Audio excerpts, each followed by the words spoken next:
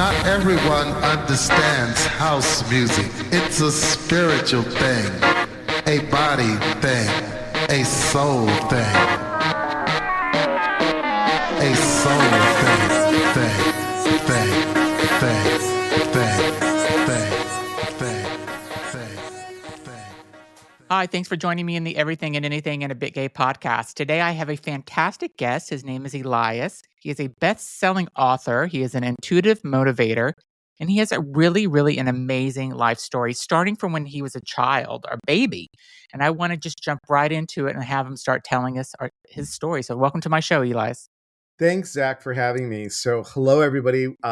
Thank you for being here. My story is a little crazy. I mean, I have to tell you, it's a little crazy. If you were to look at my life and say, how did that happen? I guess I have to go all the way back to my mom and dad. So Yep. my mom and dad, both born in Chicago, Greek background. So first generation here. My mom was born 1919 and Wow. my dad was born 1909. My mom had 5 miscarriages. And at 46 and 56, a relative, an in-law, came back from Greece with an adopted kid. And my parents got talking about, is this something that they would like to do? So they decided to adopt. My dad happened to work for the government for a short time in his earlier years. And he hosted a diplomat from Greece. It was actually the foreign minister of Greece. And he actually was my godfather, but he helped move things along quickly. So everything for my parents just lined up. Wow, that's amazing. Whether you call it synchronicity, whatever, you had to have people come to the house and check out what they look like and what the house looks like and all that stuff. We had to get a Greek priest to sign off on things and just so many different things. Anyway, my mom and dad won a trip to Korea and they traded it in for a trip to Greece. Even the trip to Greece, my parents got called up to the, where they give out the tickets, whatever it's called. And they got bumped up to first class, which was crazy. So my mom the night before had a dream that she would find a baby in a blue crib with a white dove painted on it. Outside the orphanage was 2 stone pillars and 2 stone doves. And she didn't think anything of it. And she was like, okay, this is an interesting dream. And, they left and they went to Greece and they went to so many different orphanages. Mm-hmm. And they were looking for kids 5 and over.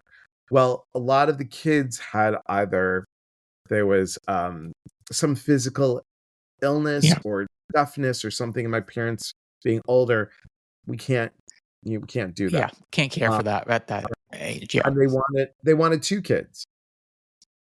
So they're driving through Greece, and they were kind of disappointed because this was like 3 days of looking. Yeah. They drive past an orphanage, and my mom said, stop the car. And the lady says, no, this is for kids 3 and under. And she said, please stop the car. She gets out, and the way that my mom tells the story, 2 stone pillars, 1 stone dove, and this beautiful brown beige turtle dove, as my mom said. I'm like, we call that a pigeon. But okay, brown turtle dove flew on my mom's shoulder and went off. And then they walked into the orphanage, and there I was in the center row, all the way back by the window, blue crib, white dove painted on it. So do you think your mom maybe had a little bit of like that intuitive nature as well, it sounds like? I mean, how else can you explain that? Right. And I think, Zach, we all do. Every single one of us is born intuitive. We just don't tap into it. And I can talk about that in a little bit, but it is so imperative that we trust that skill, or that people call it a gift. I think we all have a gift. So I think I'd like to call it an ability. It's like a radio station. Yeah. Yet it's there, but you have to turn up the volume. You have to fix the frequency to hear things. And I think the thing that stops people from their intuition is fear. And fear of success, fear of failure, fear of judgment, fear of being wrong. Yeah. Um, so many things. And that's why I do the stuff that I do.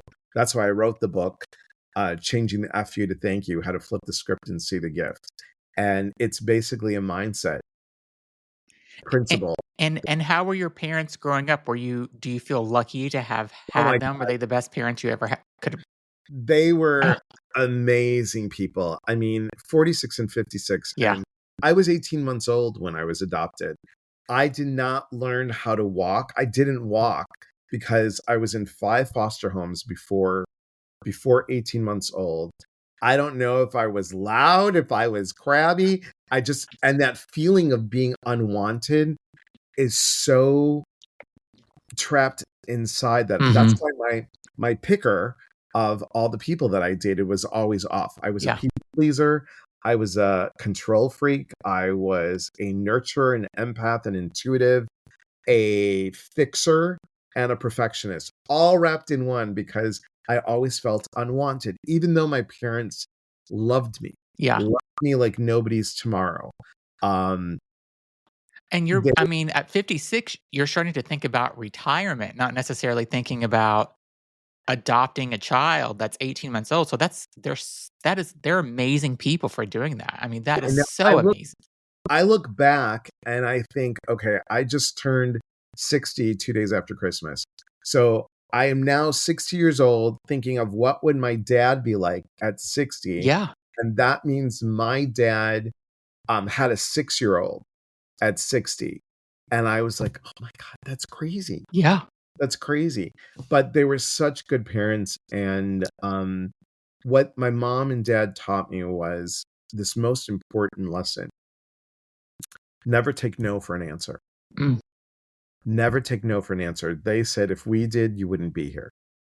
Everybody told them they were too old. Yeah. They were too old to have kids. So that's how my story started. That's an amazing start to your life. So, I mean, that's... Thank you. And just to ask you a little bit about, like, do you know, like, who your original birth mother was? Were you ever curious to find out who she was? My mom passed away in 2000. My dad passed away in 2001.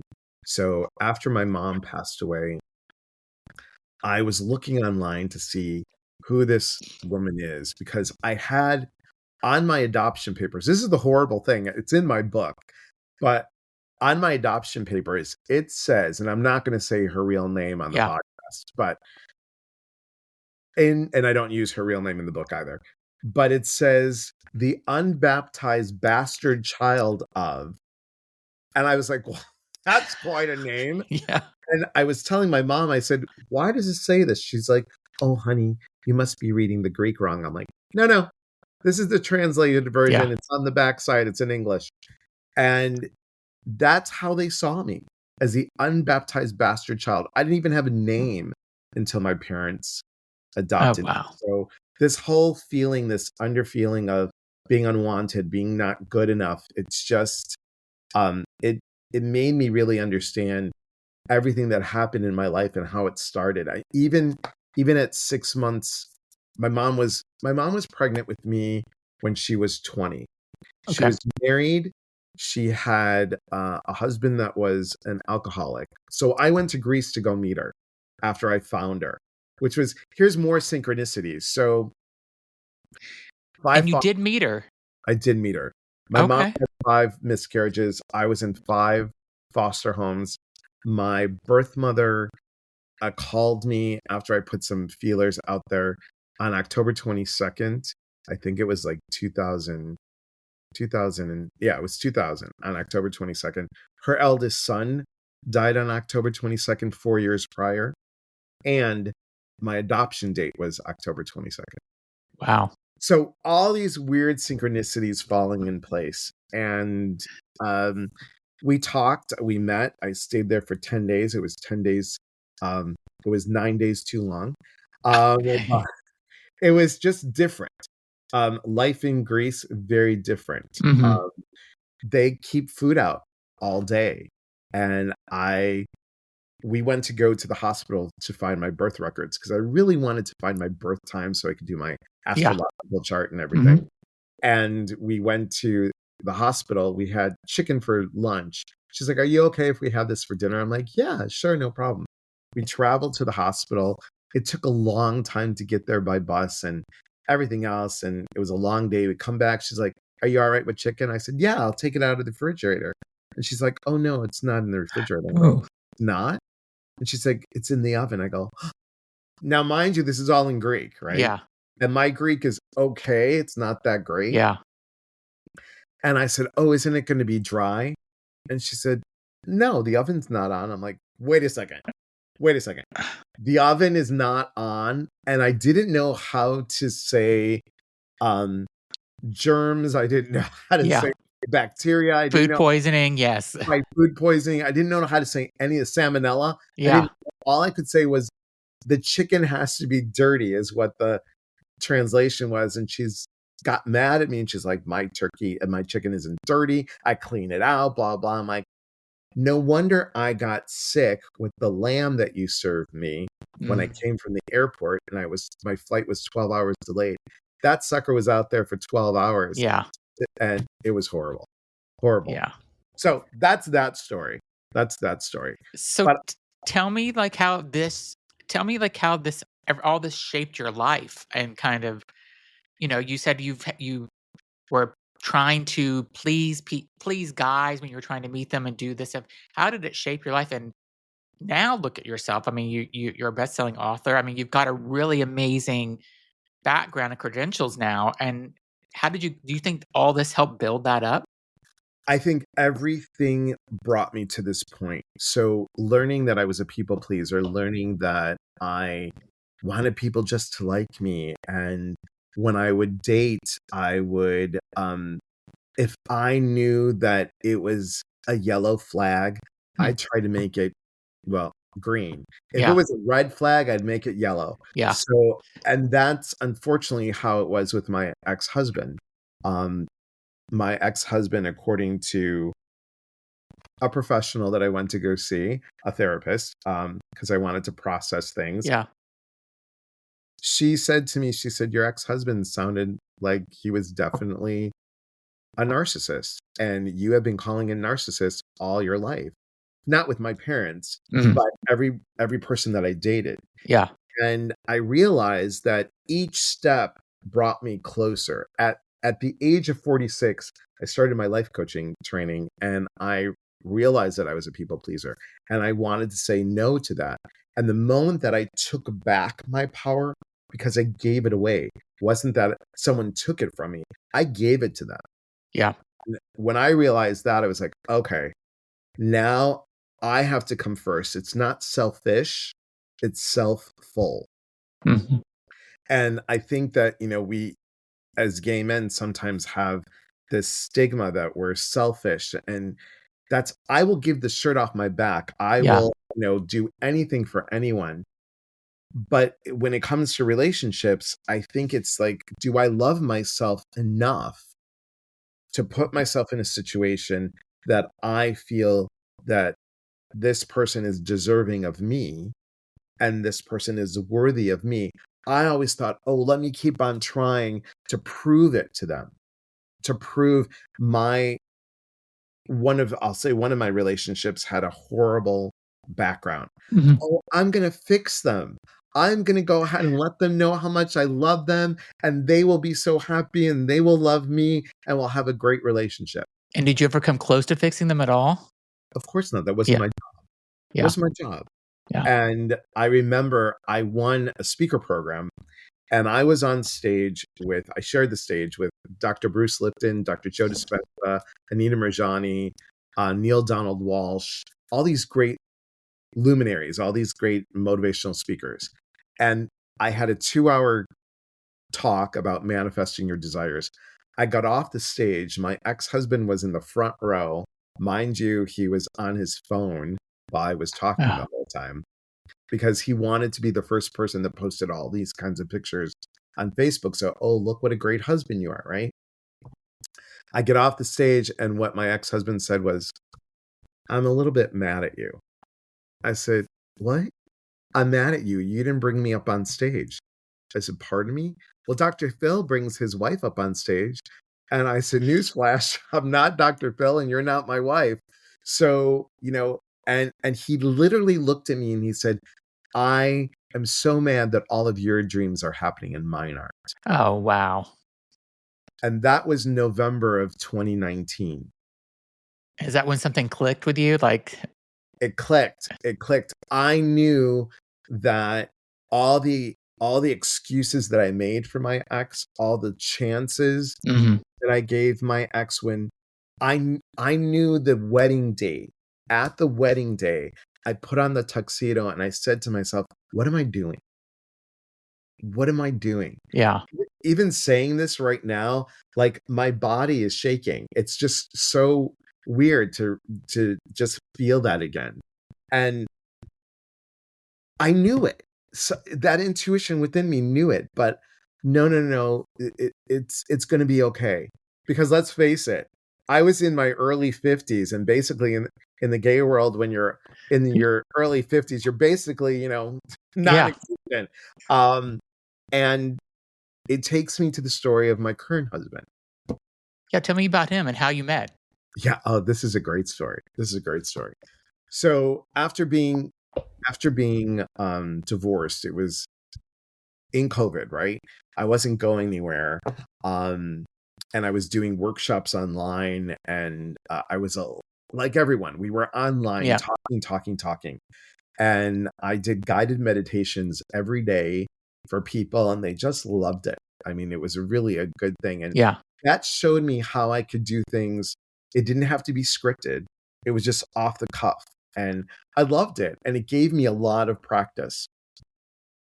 So I stayed in Illinois for a year after the divorce. And when I won the speaker program with Celebrate Your Life, I got to go to Skamania Lodge, which is in Stevenson, Washington. It's a beautiful place. And Okay. that's where we got married. Okay. And I fell in love with it. I fell in love with Washington State, the trees, the mountains, the ocean. It was just beautiful. And I said, I'm gonna move here someday. I think it'd be really great. Well, after the divorce, I sat there and I was like, well, let me go see what it's like. So I called up the lodge, and because it was in the midst of COVID, their prices were like dirt cheap. For a whole week I stayed there, and I rented a car and I drove around, and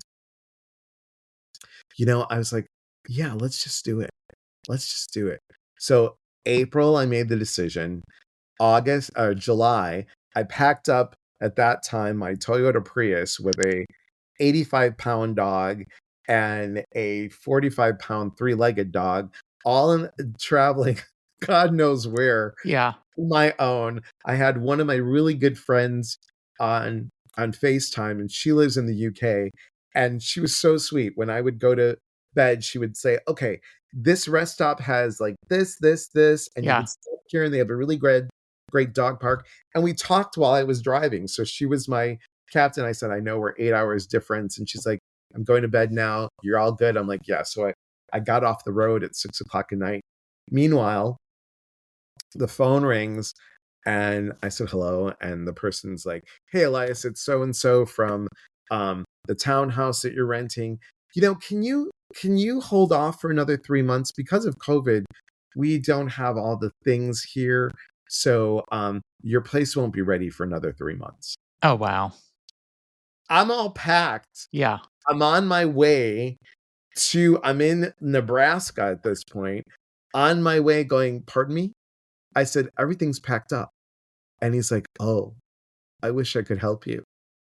So as I got off the road each day, I had to look for a place to live. And I finally found an Airbnb that would rent for me for 3 weeks. And I was like, this is just crazy. Yeah. Because nobody wanted to take an 85-pound dog. Everybody said, oh, is your dog under 20 pounds?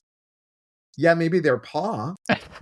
I mean, I couldn't. Anyway, so we got here, and we eventually found a place after the Airbnb. And I'm like, well, I think it's time to date. I mean, I've been single for 2 years now. I Yeah. think it's time. And I put it out there. I said, here's my wish list. I want the one, not someone. I Yeah. didn't say someone. I said, I want the one to move mountains for me like I would move mountains for them.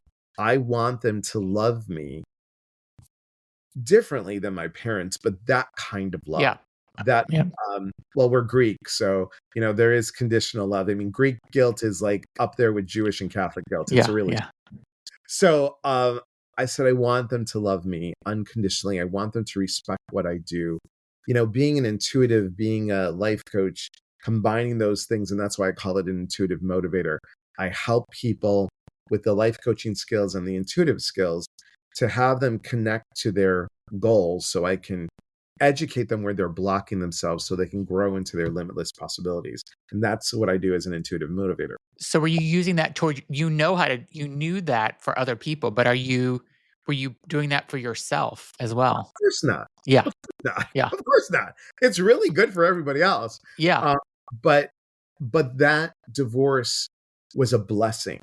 That's why the book Changing the FU to Thank You was really like, thank you. If I didn't marry you, if I didn't marry my ex-husband, I would have never, ever made this move. I would have never left Chicago. I would Yeah. have never wrote my first book. I would have never done all these things to get me to where I was. I would have never moved to Washington State. Yep. But something within me said, you're going to find the one in Washington. I don't know why, but you are. So anyway, I was on the dating sites and, all the dating. Yeah. Yeah. And it was what it was. And it came down to 3 suitors. Let's put it that way. I had, bachelor number 1, 2, and 3. Okay. And my friend from the UK, her name is Sarah. I said, so what do you think? And I showed her, on FaceTime, I showed her Yeah. the picture. She goes, I would go with bachelor number 3. I'm like, really? Bachelor number 3? I'm like, I am not about to teach someone who just came out of the closet this whole spiel. And I said, I know how that went the very first time in my 30s. And my ex was like a kid in a candy store. I don't want to deal with that kind of stuff. Because they got to be they got to whore around a little bit and figure all that out and stuff. Yep.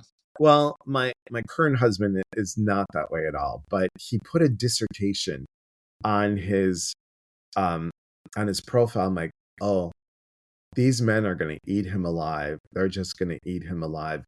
But it was everything I wanted. He came from And this is bachelor number 3 you're talking about still. Number 3. He had a large family. He had 2 kids, which I wanted. And he just seemed like a nice person. So we went out on a date and it was really nice. It was easy. But, after being burned, I'm like, don't do it. Yeah. Don't go ahead and jump in there. Yeah. And we went on the second date and that was great. And then I'm like, you know what? I better do his astrological chart. I need to do his chart just to see, who he is, right? So I said, hey, and his name is John. I said, hey, John, do you know your birth time? He's like, no, I don't. I said, isn't it on your birth record? And he's like, well, I was born in Portugal. I came over here when I was 2, and I was born basically in the living room. And I said, oh, wow. And he goes, well, actually, 6 of us were born at home. I said, wow. And he said, we always celebrated my birth date on January 6th. And I said, oh.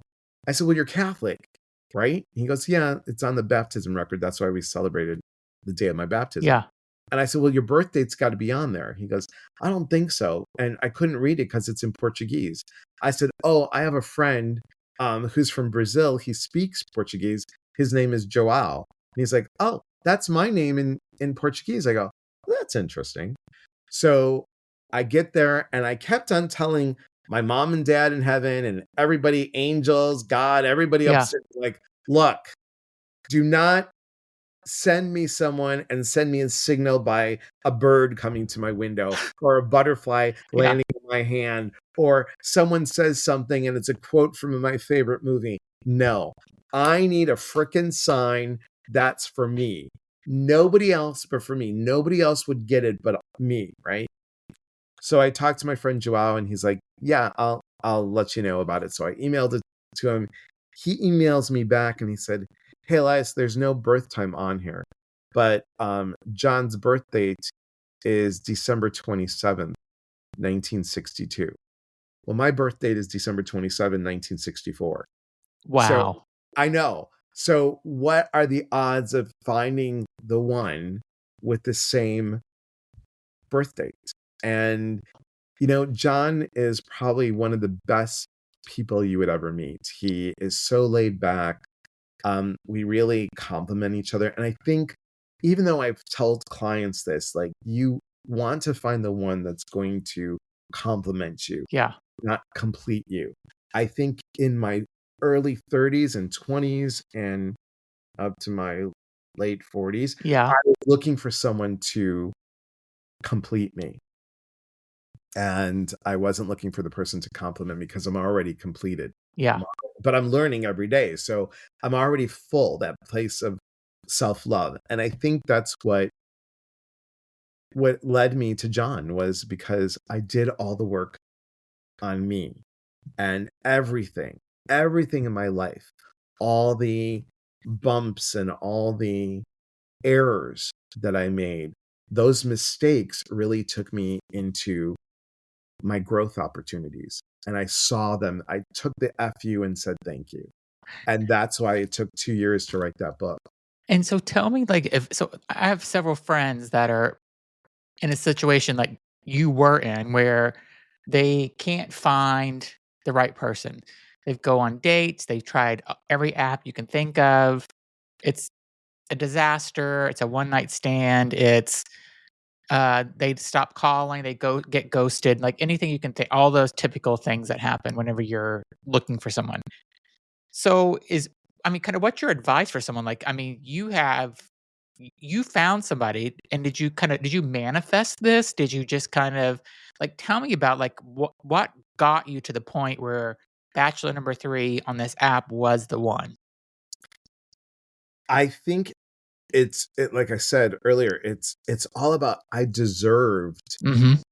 and I was worthy of I didn't settle. And I went on, um right before husband number 1. I was a dating freak. I would go on dates. I would not meet for a drink. I would not meet for dinner. I wouldn't meet for anything but coffee.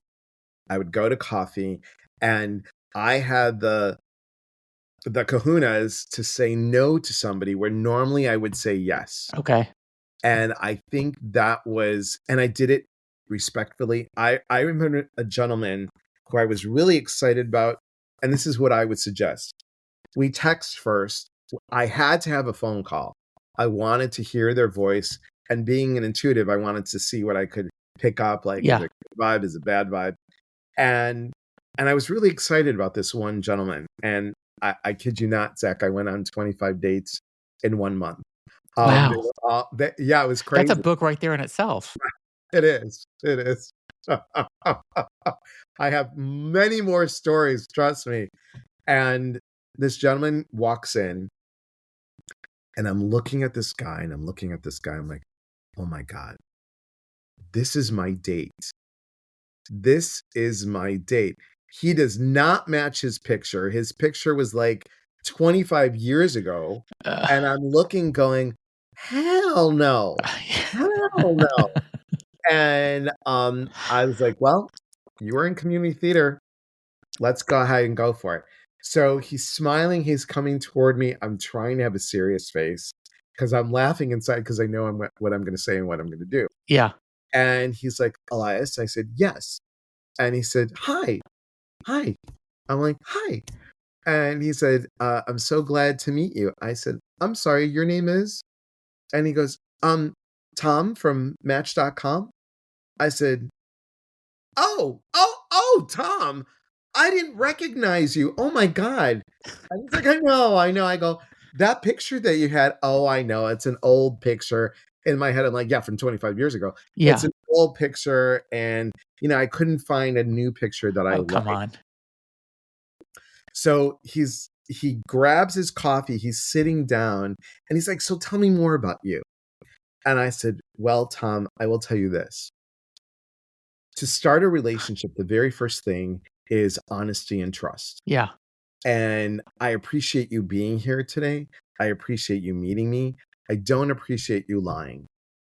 Yeah. And we're starting off that way. So I wish you all the best. My advice is get a new picture. And I'm going to go back to my work. And you have a great day. Thanks for being here. Normally, Zach, I would have stayed. Yeah. Stayed, and I would have been like, oh, let me give them the chance. No, I deserved better. Did he lie about his age too? Because at 25-year difference in a picture, I mean, whenever I was, I mean, when I was in my 20s compared to what I am now, I mean, that's a much different looking 25 years ago. Right, exactly. So he said he was in his 40s, and you know, I look in the mirror and I'm like, do I look 60? You do not Yeah, look 60. I'll just tell you that right now. So you thanks. know, Greek don't crack. yeah. But so I mean, I could pass. I think I could pass for in my 50s. I Totally. think you could pass in your 40s. Oh, thank you, thank you. You are now my new best friend. So I thought, okay, well, some people just age Yeah. differently. Oh no, this was like the crypt keeper came walking in. It was bad. It Yeah. was really bad, and it hurt my feelings. And then, but what I realized was I deserve better, and that gave me the impetus to keep on going and saying, okay, if you could do it with this one, you can do it with the next one. So for example, if they didn't want kids, they said they wanted kids, but I said, so tell me about your feeling. Well, I put that in there, but I really don't want them. So, So was he looking for hookups only? Is that kind of what he was probably looking for? Because if he wasn't being honest, he can't start a relationship like that. well, and I think that's the problem with, I shouldn't say the problem. That is a situation that needs to be looked at in the gay world. I am doing a retreat in April in Iowa, and it's called Finding Love in a Gay Man's World. ... It starts with self. Yeah. And it's about, are you worth finding it? Because I think, I'm going to speak for myself. As a gay man, I always felt like I was second class. And then you add that intuitive piece. Yeah. There you go. I mean, if I was to say, yes, I do psychic medium stuff, but I don't want to be known as a psychic medium. I want to be known as a motivational speaker. And the moment someone heard, oh, do you talk to my relatives that are dead? And now I'm being shunned. I mean, I don't know what your experience is, but even in the gay world, I was on an app and I told my husband I was on this app. We were still dating at that time. And I said, I'm on the app for gay men solely to be friends and to work my business, to really say, hey, let's really talk about what community means. Yeah. Why are the husky men being talked about by the butch, really muscular guys? Why are we degrading every single community within our community? Yeah. Are we born to be mean sorority girls trapped in a gay man's body? I mean, what is that all about? So I don't know how we can find unity in the gay men's world without, well, this is what they did in this generation. They just slept with somebody and went from there. I'm not saying that a one night stand can't turn into marriage. I'm not saying that. But I'm saying, what are we afraid of that we're not looking in our heart? What are we afraid of being judged? What are we afraid of being vulnerable? And I don't think it's just in love relationships. I think it's in friendships as well, where when I turned 50, I kind of did a look at my friendship group, and I got rid of several friends out of my life because for different reasons. And there were, as I went through that first year of being 50, did I regret it? And was I upset about it? And I'm like, did I make a mistake? But I realize now, like, it's the best thing I ever did because I was giving so much and getting nothing back. And not that I needed anything. I wanted to have a friendship that we were both giving equal to. And there was a couple of friendships where that was not it. And now I feel like I put so much time into like this 12-year best friend relationship, and I wasted so much time and gave so much and really never got anything back. And what happened is that moved to Dallas. I moved back to Boston. I was only in Dallas for a year and a half. I moved back to Boston. When I came back, I tried to mend this relationship. We met. It felt off. And my husband told me, look, I don't want to see him. And he never treated you good. And you need to step back and really think about how he treated you, because you always gave and you never got anything back. And he's a user. And so I don't want to see him, because if you can stay friends with him for 3 months, I'll go out to dinner with you guys, but you got to go through 3 months. And then I realized, all right, he's right. This guy isn't for me anymore. So I think my point is that it's not just like finding love. It's also friends. Of course. So let me ask you a question. What did you see was the lesson in that? What did that individual teach you about you?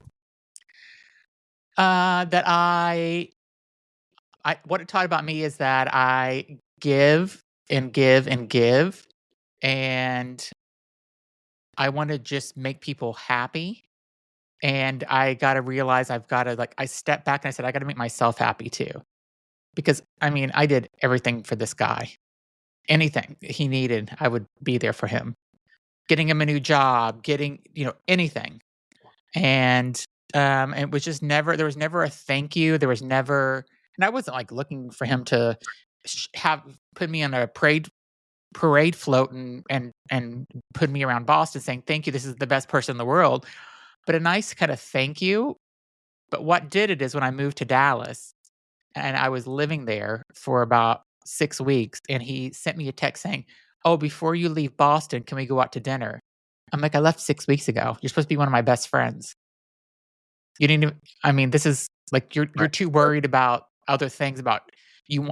We were working at the same company and I got him a job, and I'm like, you're too worried about trying to get the stuff that I left behind at my job to try to boost your career. And I keep telling you, you can't do that. So anyway, I could get into, that's a whole nother episode, but yeah, I mean, I learned a lot about that, and I just won't, I think I'm very cautious about who I let in my life now as friends, and I almost want to say like I have closed my friendship circle in a lot of ways. I need to open it up a little bit more because I'm not meeting people. And when you're in your, 50s, I'm not going out to bars every weekend and doing all that anymore. So it is harder to meet people. And I did try the Bumble BFF app. I just got off of it because I was, I've been in a relationship for 26 years. And I said, I am not looking for hookups. I'm not looking for any of that. We're monogamous, unless you're Shawn Mendes, I'm not breaking my marriage.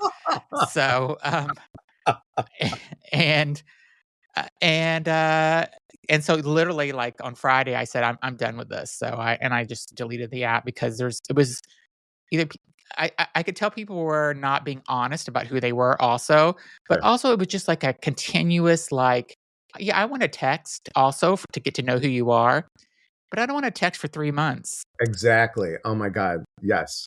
I'm not looking for like a pen pal. Like, you live 3 miles from me. Let's meet for a coffee or meet for a happy hour or meet for just in a park and sit on a bench for, a half hour. People are afraid. And I think what happens, at least I'm going to say from my experience and from the clients that I've had, we get stuck in. So what I did with the book is it's a workbook. And I base it on the mindset principles. Okay. Each letter stands for something. So I think most of the people that I came in touch with, whether they're straight or gay, get stuck in the mistakes. So mistake, intention, improvement, never give up, being determined, seeing yourself successful, and elbow grease and embrace and treat yourself. So it's all mindset. Okay. I think we get stuck in the mistake section and we don't move from there. We don't move out of there. And if we're still saying, oh, I shoulda, coulda, woulda, and why didn't I do this? We're constantly like a hamster on a wheel repeating that. I agree. Yep. Once we can say, all right, that happened for me, not to me.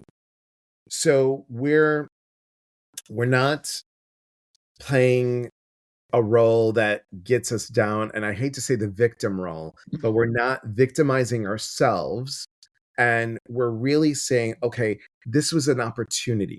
Did I take the opportunity to learn something? What's my intention? What am I setting my intention? And how am I going to improve in that? And once we move into that piece, like my parents did, you Yeah. can never give up. You just keep on going until you get your yes. If someone gives a no, instead of them, giving them finger, you're like, thank you for the no. Thank you for the no. And you move into being determined. I am going to be determined to find a friend, to find a Yeah. relationship. I am seeing it as successful. When this person comes to me, this is the kind of relationship we're going to have. This is what I'm wanting, and it's going to be ebb and flow. Yes, there will be bumps, but maybe day 5, that person needs 70% and I only need 30. But Yeah. then day 9, I need 70. It's a balance, right? And then you have to put the work into it. Yeah. And then you have to acknowledge the work that you've done. Not like, I've done all this work and now what? Well, no, you've done this work, and is the person showing up for you? And then you treat yourself. You're like, yes, I did this. And I had to go through this whole stage in many of the different relationships in my life. Didn't realize it because I would get stuck in one place. Mhm. But finding John allowed me to go through that. And then it allowed me to say thank you to my ex-husband instead of F you. And all that stuff. Even I've had narcissistic relationships Yeah. through a lot of my life, even friends where, like you, and you don't look in your 50s, by the way. Thank you. So it's really understanding, would I treat that person who's my best friend, would I treat them with respect and kindness? Yes. Am I treating myself as my best friend? And if you're not, my question would be, why aren't you? Yeah. And do you have a lot of people that you talk with that are stuck? Either they're looking for love at, like in their 40s, 50s, 60s, or still looking for that group of friends. Both. Yeah. Both. And unfortunately, Zach, um, a lot of them, there's a few gay men, but most all of them are straight women. Yeah. Oh, really? They're Yeah. mostly straight women, and they feel safe with me as a retreat facilitator and as a workshop facilitator. They feel safe with me. Yeah. I show up vulnerable. I show up like, I'm like, here's what it is, guys, and I'm going to tell you what I went through, and I'm going to tell you the rawness of it. Being in 5 foster homes before I was 18 months old, having my birth mother, which I forgot to share this, when she was 6 months pregnant with me, she wanted to end it. She wanted to end it. She was going to take the 1.5-year-old herself and me, obviously, Oh, in her stomach, and just go into the Grecian ocean and be like, we're done. And think about what that does to someone psychologically in utero. yeah. We're finding that so much happens in utero that we're not aware of. And, I can go on the woo-woo aspect and talk about past lives and talk about all that kind of stuff. But in this current life, that set me up for it. It set me up for needing approval. Yeah. And being gay, needing approval, not only from straight people, but also within my community. Mhm. And where do I fit? I'm not the person that's going to go to the bar every weekend, even though I did. I'm not, and it didn't feel right. I'm like, I'm not going to find anybody here. Yeah. Why am I hoping that I'm going to? So, And do go you ahead. feel like you have a good friendship circle now that you found John, and do you feel like your life is kind of complete in a lot of ways? It is very well-rounded. Let's put it Good. that way. I think that when I'm online and the people that have come to, I've had people that have come to my retreat. So coming up well, I'm going on a retreat. I'm facilitating a retreat in Florida at the end of January. The big retreat, we're doing the Gay Men's Retreat the beginning of March. I'm doing a huge retreat at Skamania Lodge where I got married at. And that's going to be a sound healing. That's going to be energy awesome. cord cutting. And the sound healing is different. It's not like gongs and singing bells. This is Chilean based. So every participant is really doing something. It's not like we're all one person like doing all these instruments. All the people are either have rattles or they have drums. And it's phenomenal. It's just if I could do a retreat like this every month, I would. So we're going to do that at the end of March. But that particular retreat will be my 54th weekend retreat. Wow, that's awesome. And I love it. I love seeing the change. We've had a woman that's been with me since COVID. She has been on 9 retreats. And she's like, Elias, I'm a junkie. I love this. I love the relationships. When I started doing retreats, it was just with gay men. And I have to tell you, that group shifted to a combination of gay and straight people. And that second group has been friends since 2010. Wow, that's amazing. And are they from all over the country or world or where? All over from the States. Yeah. I've had a couple people. We just did our first retreat last year. No, I'm sorry, 2 years ago now, in Ecuador. So that was kind of cool to do it. That's awesome. There. But I want to do more of these. And I just feel like being on podcasts, sharing my message, sharing that there's hope. I want to give people hope. I always end my podcast and my lives with, we are here to connect. And when we connect, we educate. And when we educate, we grow. There's unity in community. I think that's what we're missing. We're missing the unity in community. We're missing being kind to each other. We're missing respecting each other. We're missing those things that my parents taught me from coming from, their ages, the old world values. We're missing some of those. And it's so important to do it now, especially with what's getting ready to happen in this country. Yes. And just, we definitely as a community need to stay together and support each other. And I think it's going to be so important over the next few years, especially, that we do this. So hopefully your message will get out there, and that will, because I see people separating, and I'm hoping people start coming together more. So that's a great message. On a live the other day, I said, look, guys, I don't want to talk about politics. That's not my thing. I'm all about the heart. But this is coming from the heart. We are not red states. We are not blue states of America. We're United States of America. Yeah. What does that mean, United States of America? I said, obviously, as a gay man, you probably know how I voted, and I don't really care. Yeah. But the point is, can I hear you with respect? And can you hear me with respect? We're going to disagree. But we are here as humans. Humankind. What does that mean? Humankind, being kind to humans, being kind to one another. I think all the stuff that happens in our world is to teach us. I think the people upstairs are like, hey, they need to come together. Yeah. We're going to have this and this and this to happen so they can unite. Yeah. And we forget that. We really forget that. And so are you doing life coaching with people as well, like individual life coach? I do individual life coaching. I do group coaching. Group coaching is fun because, it's usually a workshop. I'm doing a workshop, a very free workshop on January 19th. It's called The Woo-Woo World and You.